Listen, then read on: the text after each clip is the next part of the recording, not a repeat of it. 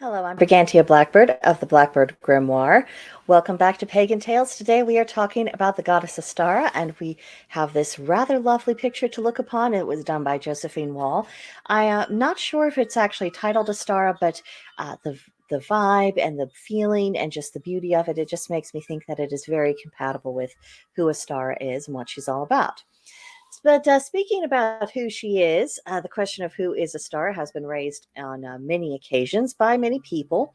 And the controversy in her identity and even her provenance as a goddess, it is entirely owing to this dearth of information, which as pagans, that's just another Monday for us, isn't it? I mean, we are always coming up against that wall of there isn't enough surviving information. We don't know. And then, of course, there's always the issue of questionable sources.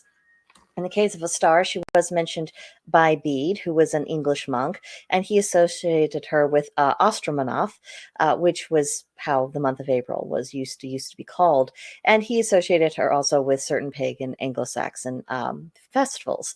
And every other work we've had since then seems to be referring to Bede's own work on Ostara. And there's been other elements from other spring goddesses that have come and woven in with her through different European sources. So, people are just not quite sure. And so that's created a lack of confidence, really. It's created a lack of confidence. People aren't quite sure how to proceed. They don't want to be going worshiping fairy tales, which, I understand that. But let's go into it a little bit more. Because of all of the mystery, some scholars have let her, just dismissed her as being a legitimate goddess. And because those scholars have, we have seen some of our pagan and brothers and sisters follow suit. And they are not bashful about telling us how clever they are and how unclever the people who disagree with them are. But what often gets lost, I think, in the discussion is how likely is it that a Christian monk would have any motivation to invent an Anglo-Saxon goddess, particularly one that was admirable. There were plenty that were demonized. There were, I'm sure, plenty of gods and goddesses who the Christian monks, when they recorded various myths and stories and histories, that they were very happy to delete from the narrative or combine or do other things for their own purposes. But why would they come up with one out of whole cloth? And from what I understand, when I was researching this topic, because I looked into this several years ago, but when I was doing my research, it was just people went out of their way to mention just Bede wanted to keep anything pagan really away. He was doing what he was doing, chronicling what he had to chronicle, but he did not want anything to do with it. So what that is really communicating to me is that in all likelihood, the simplest solution is that Ostara is indeed a goddess, hence why she was mentioned in that context. And the lack of details, while unfortunate, it doesn't really delegitimize her. Now, Ostara was also known as Ostare, and she was thought by some people that she might be a face of Freya, of Idun, or Walburga. Again, if I were you, I would really look to your own experiences with this goddess and to do your own research and meditation on that point before drawing any particular conclusions. I mean, I think if she's a Germanic or an Anglo-Saxon version of anything, I would be more inclined to think that she might have just been a different name for Idun. However, I'm also perfectly prepared to think that she is just this own independent goddess in her own right, utterly separate from these other ones that were mentioned. She's known to be the goddess of the dawn, of youth, springtime, cycles, fertilities, beginnings, growth, rebirth, renewal, and love. So despite the fact that the goddess Ostara was not originally associated with the spring equinox. Given all of the themes around her, given how she has become this composite figure, at least so far as what we've been able to piece together, it really does feel like Ostara is the best time to honor Ostara. And that's why I think it is perfectly appropriate when her name was put to this particular festival. It's possible that Ostara was one of the Vanir tribe of gods. That is something that has been put forward. It is speculative, but young life and nurturing it, looking after it, the beginnings of the light and therefore the beginnings of the growing season, the beginnings of the heated season. It just seems like that's not an unreasonable conclusion to draw. Again, we don't have proof. No one has to think that this is what has occurred and this is who she is. However, I think it is reasonable. And sometimes when we have a reasonable working hypothesis, honestly, I think that's good enough. None of us are getting anything more than E for effort these days, not in pagan spirituality. So for correspondences of this goddess, for colors, all pastels, which is only to be expected because that's the sort of colors we see in the spring. And again, the plants, any flowers that are in bloom when her influence is really felt in the world, but particularly early spring varieties for reasons discussed.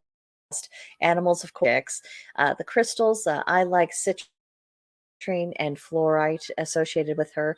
Those feel most like her energy. The rune Dagaz, which of course references the dawn, and the symbol colorful eggs, again for traditional reasons. Now, the signs of Ostara's presence, for me at least, she always has the strongest presence during the spring. I feel her around. She's roving about. She's doing what she does. She has been known to convey messages through the animals that she's associated with. So if you come into contact with them and there's just something remarkable about the experience, it could be that there is just a little bit more than the animal themselves. You might be picking up on this goddess herself. Also be very mindful of your dreams and their symbolism. If you're having dreams that have a lot of signs of the goddess Ostara, again, that could be her reaching out. And if you want to make a connection, you can always try doing a dawn meditation and try to come into contact with her more directly. She might favor you. It's just hard to say. Bring gifts. So why work with Ostara? The first reason, of course, is because it is the season. I mean, this is spring. Everything to do with her is really centered on this idea of springtime. So it doesn't really make sense to not work with her. And of course, another motivation is that her obscurity has led her to her being neglected. And I think working with her in the modern day, intentionally, knowingly, wanting to get to know her better, I think that helps correct the situation. And again, we are lacking in the ancient lore. However, if we work with her, if we record our experiences, if we share them, if we start seeing similarities between what's going on with us and other practitioners who are working with her, that helps build up the modern lore. And of course, this is dependent upon whether or not this goddess graces us with her presence, let alone her wisdom. But the effort can be made. It would not surprise me at all that there's a whole plethora of gods and goddesses that, just have not really reintroduced themselves to the world because no one has been seeking them out. I think even if we have a deity who's we've completely lost all historical record of, we have no reference to their name or what went into them. If we reach out to them, if we feel that energy and say, I don't know you, but I want to learn from you. I want to know who you are. I want to know what things are important for you. I want to know what role you play in the grander scheme of things. I have no doubt whatsoever that if that deity saw fit, they could give you not only a plethora of information about themselves, including their name, but I think they could bring themselves back into the world. So, let's not shortchange ourselves. And, perhaps when other people are sharing their experiences, maybe now is the time to be a little bit more open-minded, even if it hasn't quite aligned with our own experiences. Let's take it into account at the very least, because we don't know all the ways in which the gods really are reaching out to these days. We just know that they are making their presence felt. So let's pay attention to what information comes our way. And of course, beyond the equinox, you could, of course, consider working with a star during the entire spring season, maybe even up to the summer solstice, when you might want to turn your attention to another deity. You can make offerings of different flowers as they come into season. I think that'd be a nice gesture if you said, if you made a commitment to a star that, I want to venerate you and honor you through this coming season. And so, once a month or once a week or whatever you can afford, whatever you have available, offering her flowers that are currently in bloom, using that as an opening gambit, if you will. And of course, if you can do a little bit more, you might consider adopting a pet rabbit or raising chickens in her honor. I'm sure that would something that would be pleasing to this particular goddess. So, last of all, what do you think Ostara will teach you this year? Of course, it will depend upon are you listening to her? Are you seeking her out? Are you trying to get to know this goddess? You can't learn very much from any deity that you have decided you're not going to give attention to. But for those of you who are going to give her your attention, again, make records of your experiences, share them with your brothers and sisters. Let's help give this goddess a little bit stronger of a foothold in this particular world. So that's what I have for you this week. Next week, we will be talking about the Green Man. So be sure to come back to Pagan Tales for that. In the meantime, share your thoughts with me in the comments section or email me at brigantiablackbird@protonmail.com, and I'll be happy to have a conversation with you there. But that'll do it for now, and I'll see you guys next time. Bye.